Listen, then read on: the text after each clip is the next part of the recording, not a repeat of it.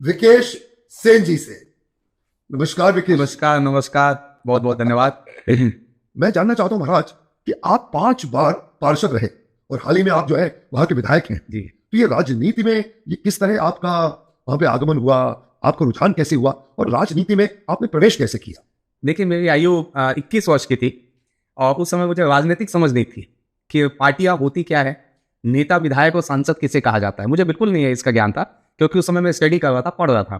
अचानक हम लोग माँ दुर्गा की उपासना करते हैं तो पंडाल बनाते हैं। तो पंडाल हम लोगों ने बनाया हुआ था। तो उस समय एक शराबी जो है वो माता के मंच पे चढ़ गया। तो हम लोगों को उसको पीटना पड़ा, समझाया नहीं समझा तो हमको उसको पीटना पड़ गया। तो पीटे तो थोड़ा सा डांटे उसे, तो उसने FIR कर दी। FIR कर दी तो हम लोगों के लिए बड़ा, क्योंकि बच्चे थे हम तो पुलिस आई, बोले कि भाई आपको गिरफ्तार किया जाता है। तो हमने कहा भी हमने क्या किया? तो बोले आपने उसको डांटा, आपने उसको पीटा। तो मतलब हम तो उसको डांटे भी नहीं, ज़्यादा पीटे भी नहीं, बस समझा के उसको उतार दिए। तो बोले नहीं नहीं, आप उसने FIR कर दिया है, अब आपको थाने चलना पड़ेगा। तो मतलब ठीक है, कल आ जाएंगे थाने। तो मुझे पता चला कि अगर पुलिस से बचना है तो किसी नेता के पास जाना है। तो हम वहाँ के सब स्थानीय नेताओं से मिले जुले सबसे। तो कोई नेता पूजा करवाया, कोई नेता मिलने का समय नहीं दे रहा है, तो नेताओं के पास टाइम नहीं था। तो मैं हंसी मजाक में अपने दोस्तों को बोला कि देखना अब मैं खुद नेता बनूंगा। और उसके बाद तत्काल जो है नगर निगम का इलेक्शन था। तो मेरे दोस्तों ने कहा कि तू नेता बनने वाला था ना, अब चुनाव आ गया है, पहली बार भिलाई में इलेक्शन हो रहा है। क्योंकि भिलाई पहले साडा था, यानी साडा एक संस्था थी। उसके बाद ये तय हुआ कि नगर निगम बनेगा। ओके। नगर निगम में पार्षदों का जो है चुनाव होगा, मोहल्ले मोहल्ले में, वार्ड वार्ड में। तो मैं लड़ लेता हूँ, उसके फायदे बताओ। बोले इसका फायदा ये है कि सब हमारी सुनेंगे, अब सब हमारी सुनेंगे। हम जमीन की रजिस्ट्री कर सकते हैं, SP कलेक्टर हमारे हिसाब से चलेंगे, सब चीज हमारे हिसाब से होगा। एक मतलब वहां के लोगों को एक रिप्रेजेंटेशन मिल जाएगा। हाँ। तो लेकिन वो बताने का तरीका उसका अलग था, ऐसा कुछ होता नहीं है। तो फिर हमने कहा ये तो बड़ा अच्छा है, फिर तो मैं भी नेता बन जाऊंगा, तो मैं भी लोगों को थाने से छुड़ा सकता हूँ। तो फिर मैं इलेक्शन में खड़ा तो होने का ऐसा था कि मैं दूसरे का नामांकन फॉर्म भरने गया था। तो वहां पे जो है रिटर्निंग ऑफिसर ने बोला ये सीट आरक्षित है OBC सीट के लिए, और आप जो भरने आए हो, मेरा दोस्त जो भरने गया था वो सामान्य जाति का था। तो उसको कहा कि भाई आपको जो है आप नहीं फाइट कर सकते, यहाँ OBC होगा। तो फिर मैं उस अपने दोस्त को बोला यार इतना तू बुला लिया, तू चुनाव नहीं लड़ रहा है, चल समोसा खिला। वो समोसा खिलाने के लिए मुझे ले गया। उतने में ही तहसीलदार का जो PA था मेरा रिश्तेदार निकल गया। बोले कैसे आया? मैं बताया इसके लेने आया था चुनाव लड़ने के लिए। बोले मैं ये लड़ नहीं सकते, सामान्य जाति का है। तो बोले तुम लड़ लो। मतलब मैं कैसे लड़ लूँ? तो बोले तुम लड़ सकते हो, हम लोग पिछड़ी जाति में आते हैं। मुझे ये भी नहीं मालूम था कि जाति होता क्या है और पिछड़ा जाति क्या होता है। तो हमने तत्काल रिटर्निंग ऑफिसर को हमने दे दिया और एक्सेप्ट हो गया। और जिस वार्ड से मैं चुनाव लड़ना चाहता था, जहां का मैंने फॉर्म फिलअप किया, वहां मैं कभी गया ही नहीं था। मेरा घर वहां से 10 किलोमीटर दूर था। ओके। और वो सिर्फ वहां पे वर्दी वाले लोग रहते थे, पुलिस विभाग, CISF और फायर ब्रिगेड कॉलोनी, ये 3 लोग ही वहां निवास करते थे। तो मैं बोला कि ठीक है आप लड़ लेते हैं। सब क्या वोट मांगने गया। बोले कहाँ रहते हो बेटा? चुनाव लड़ रहे हो? और मैं उस समय एक धर्म कांटे में काम करता था।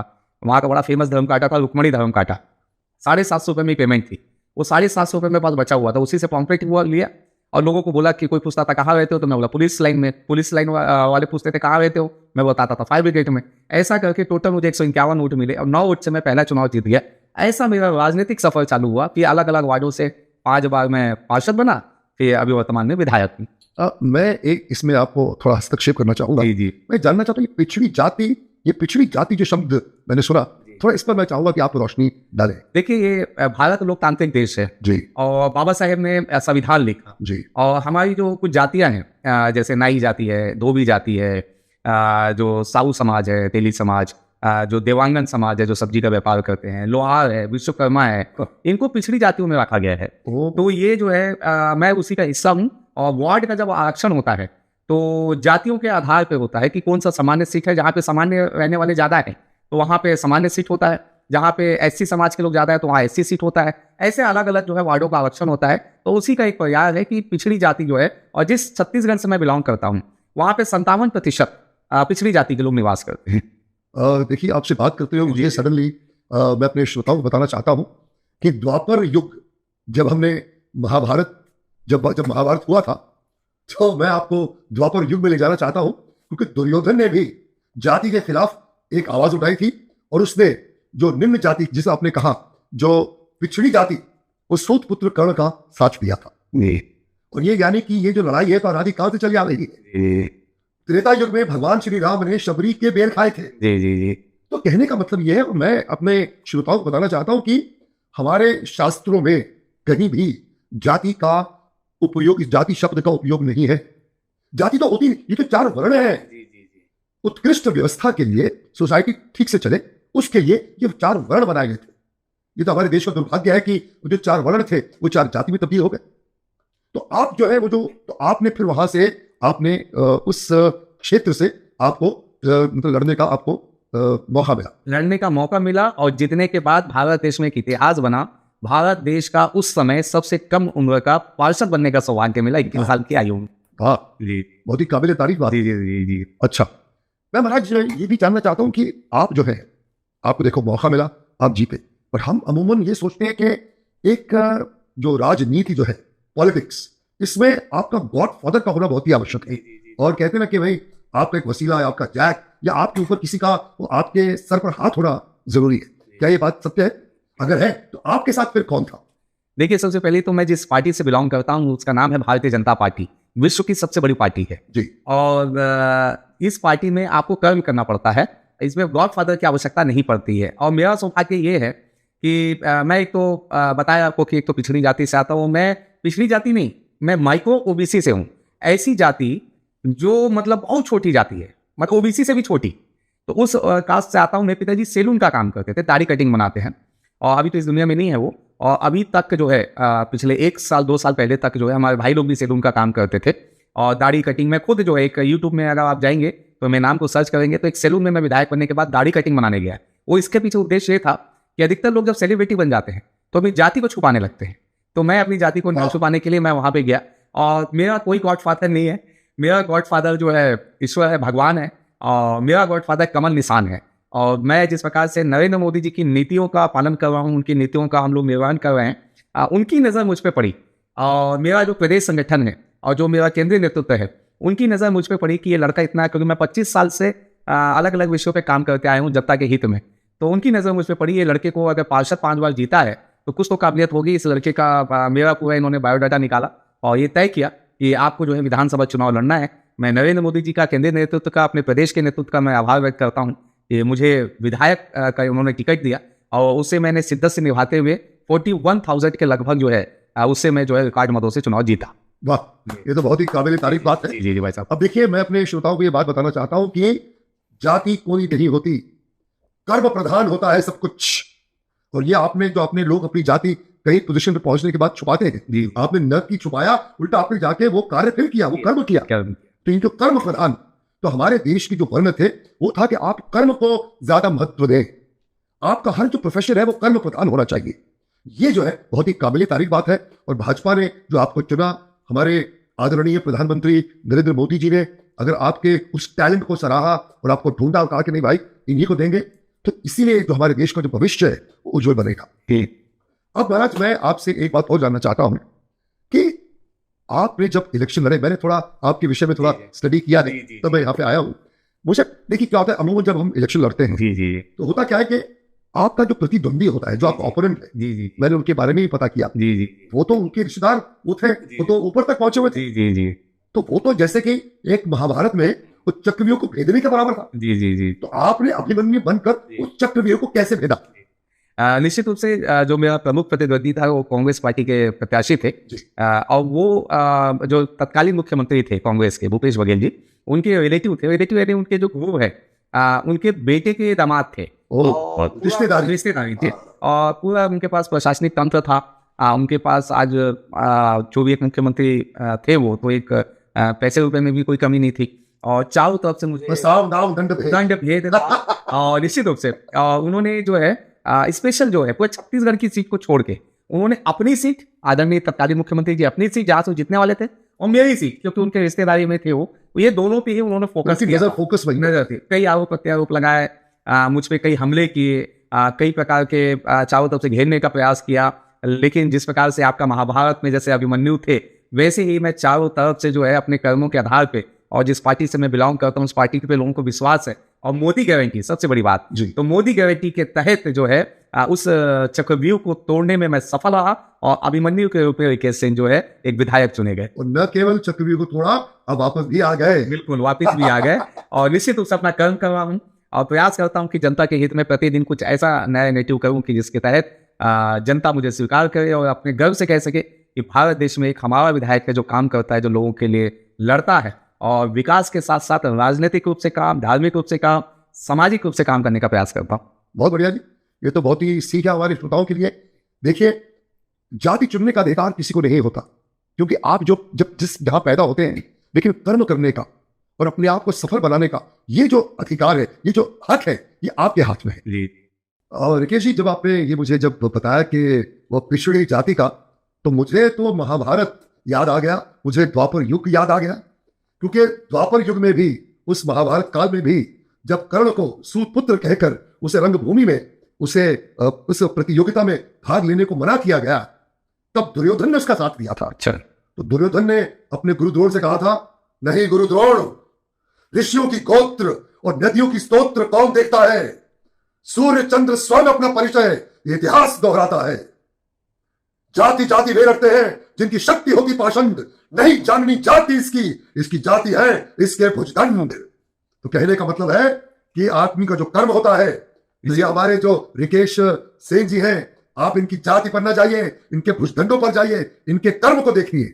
आप मेहनत करते रहिए, आप कर्म करिए, आपको सफलता अवश्य मिलेगी। और उसका जीता जागता उदाहरण, सबूत हमारे पास है रिकेश सेन जी।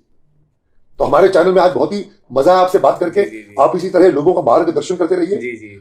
लोगों का जो होता है ना, उनकी जो जीवन यात्रा में उन्हें सफल बनाइए, उनके लिए मेहनत करते रहिए। और पब्लिक के बीच में जाके एक चीज अवश्य पता चला, अभी मैं स्कूटी से गली गली तक पहुंचने की कोशिश कर रहा हूँ। मैंने एक स्कूटी यात्रा की प्रारंभ की है 15 अप्रैल। अच्छा, स्कूटी यात्रा। ये क्या है? ये है कि विधायक और सांसद या बाकी बनने के बाद आप वीआईपी कल्चर में आ जाते हैं। तो वो वीआईपी कल्चर में आप बड़ी गाड़ियों में घूमते हैं और आप जो है बस मेल रोड से निकलते हैं, लोगों को हाय हेलो करते हैं और आप जो है अपना उनका आयोजन ले लेते हैं। आप उनकी तकलीफ को नहीं जानते हैं, उनसे दूरी हो जाती है। तो मैंने ये तय किया कि नहीं, मैं जनता के बीच में रहूंगा। तो 15 अप्रैल से मैं गली गली एक वार्ड से मैंने स्टार्ट किया और वो अंतिम पंक्ति तक पहुंच रहा हूं, ऐसे व्यक्ति तक जो मेडिकल से परेशान है, जिनका राशन कार्ड नहीं बना है, जिनका आयुष्मान कार्ड नहीं बना है, जिसके घर के सामने की नाली नहीं बनी है, जिनका सीमेंटीकरण नहीं हुआ है, जिसको पेयजल की समस्या से परेशानी हो रही है। तो ऐसे अंतिम पंक्ति तक मैं पहुंचने का प्रयास कर रहा हूँ। कोई गली नहीं छोड़ रहा हूँ, कोई घर नहीं छोड़ रहा हूँ, जहां तक मुझे पहुंचना है। क्योंकि मुझे ऐसा लगता है कि जब आप चुनाव लड़ते हैं तो 1 साल पहले आप तैयारी करते हैं, जितने भी जनप्रतिनिधियों को अधिकतर मैं देखता हूँ, या 6 महीना पहले, और उसके बाद तमाम आप वादा करते हैं, लोगों को कहते हैं कि हम बना देंगे, एक बार और मौका दीजिए। लेकिन आप पहले दिन से अगर काम करने निकलोगे तो ये आपको गिड़गिड़ाने की आवश्यकता नहीं पड़ेगी। और अधिकतर आप कोई भी देश के कहीं पे भी चले जाइए, विधायकों के बारे में अगर आप पूछेंगे तो लोग बोलेंगे हाँ, एक दिन आए थे सामाजिक कार्यक्रम में आए थे, एक दिन आए थे धार्मिक कार्यक्रम में आए थे, एक दिन आए थे भूमि पूजन करके गए थे। लेकिन अंतिम पंक्ति तक बहुत कम लोग पहुंच पाते हैं। तो मैंने ये प्रयास किया है कि स्कूटी के माध्यम से लोगों तक, घरों तक पहुंचने का प्रयास करूं, जानने की कोशिश करूं। और बिंदु दारा सिंह और खली जी का जो आमंत्रण था, उस विषय पे मैं आपको बताना चाहता हूँ। नरेंद्र मोदी जी बनारस काशी का उन्होंने कॉरिडोर बनाया, उज्जैन का कॉरिडोर बनाया, अयोध्या भगवान राम की वापसी 500 साल बाद हुई। और हमारे नरेंद्र मोदी जी ने जो राम मंदिर का सपना देखा था, हमसे लोग पूछते थे, दूसरे राजनीतिक दल के लोग, बताइए तारीख बताइए, भगवान राम कब लौटेंगे, बताइए भगवान का भव्य मंदिर कब बनेगा। तो नरेंद्र मोदी जी और अमित शाह जी ने ये करके दिखाया है। तो वैसे ही मेरे यहाँ भिलाई में एक प्राचीन मंदिर है, कई वर्षों पुराना। उस मंदिर की बजरंगबली का मंदिर है, बड़ी ही मान्यता है उस मंदिर की। उस मंदिर में जो भी जाता है मन्नत मांगने, उसे पूरा होता है। हमारा जो भिलाई है वो मिनी भारत है। उस मिनी भारत में सभी जाति और धर्म के लोग वहां पे निवास करते हैं। एशिया का सबसे बड़ा प्लांट है भिलाई स्टील प्लांट। हम पटरी बनाते हैं और पटरी पे पूरा भारत दौड़ता है, यानी पूरी ट्रेनें जो है उस पटरी पे दौड़ती है।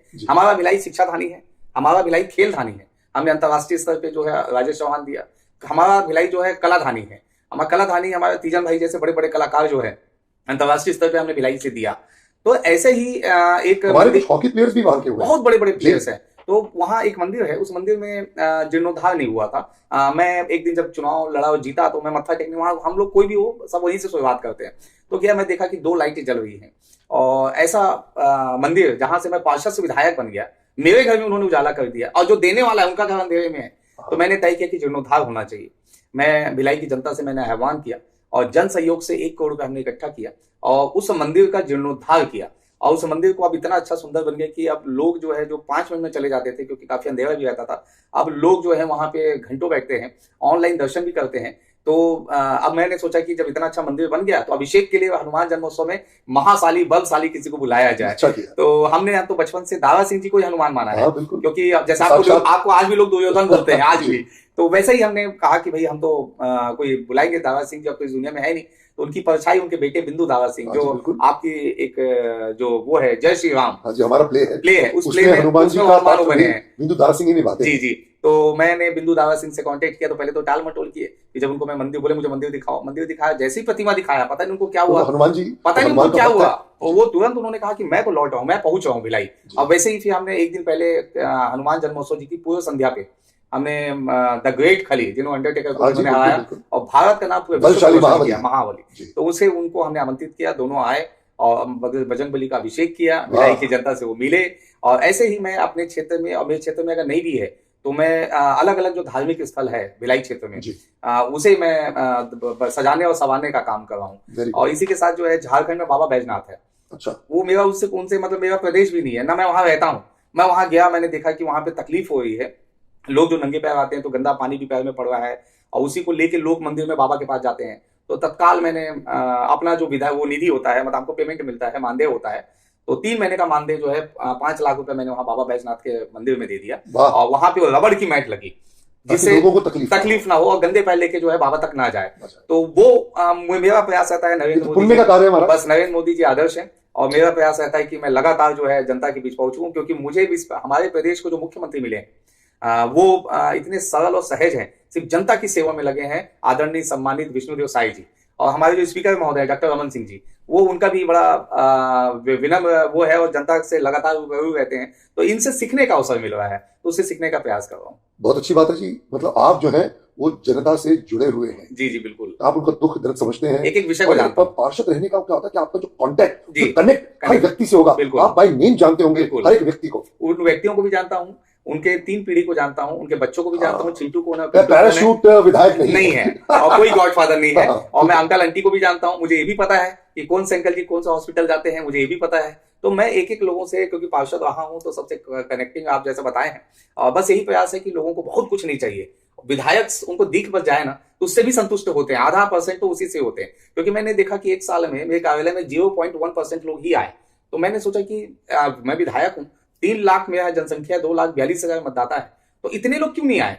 तो पता चला कि ये आते नहीं है, वो चाहते, हमने आपको जिताया है ना, आप हमारे पास आइए, समस्या का संज्ञान खुद लीजिए और समाधान कीजिए। तो इस नतीजे के साथ मैं लोगों के तक पहुंचने का प्रयास कर रहा हूँ। बहुत अच्छी बात है जी, तो विनम्रता है आप में। जी जी, कहते ना कि जब पेड़ को जब फल लगते तो झुक जाता है। जी जी जी, तो आप उसका प्रतीक है, उसका प्रमाण है। जी, बहुत सुंदर बात है जी। और ये तो मुझे लग रहा है जिस तरह जो आपकी निष्ठा है, आपके कर्म के प्रति आप जो कार्य कर रहे हैं, मेरे ख्याल से आपके लिए तो स्काई द लिमिट, आप तो बहुत आगे बढ़ेंगे। इसके साथ हम आज की जो वार्तालाप है समाप्त करते हैं, और मैं ईश्वर से प्रार्थना करता हूं कि आप इसी तरह, आपका जो भविष्य है वो उज्जवल रहे, और आप इसी तरह लोगों की सेवा करते रहें, और अपने क्षेत्र को आप एक निपुण क्षेत्र बनाएं। बिल्कुल ऐसा ही होगा।